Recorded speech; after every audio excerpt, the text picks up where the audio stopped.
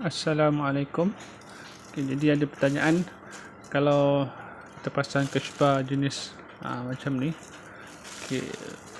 bila kita nak tanggalkan tempat oil filter ni, dia ganggu tak, ataupun kita terpaksa cabut cash bar ni ke, atau macam mana?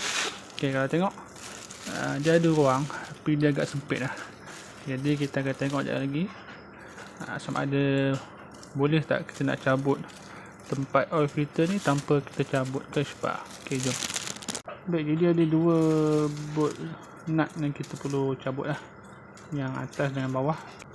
Jadi kita guna saiz 8mm lah. Nak buka, kita lawan arah jam lah.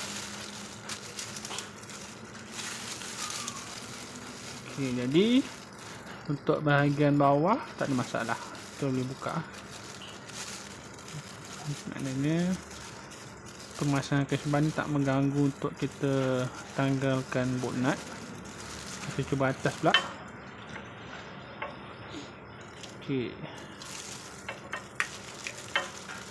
Baik, atas kalau kita nak guna yang ni, dia mengganggu lah.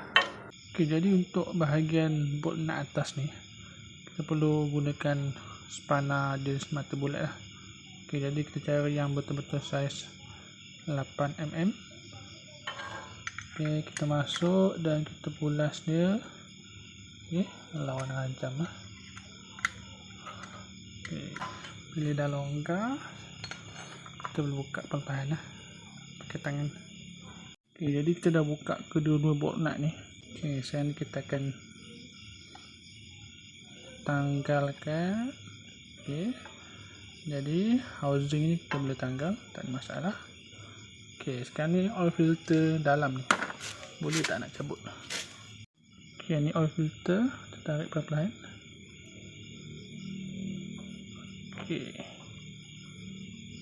Nampak tu, boleh keluar, tak ada masalah.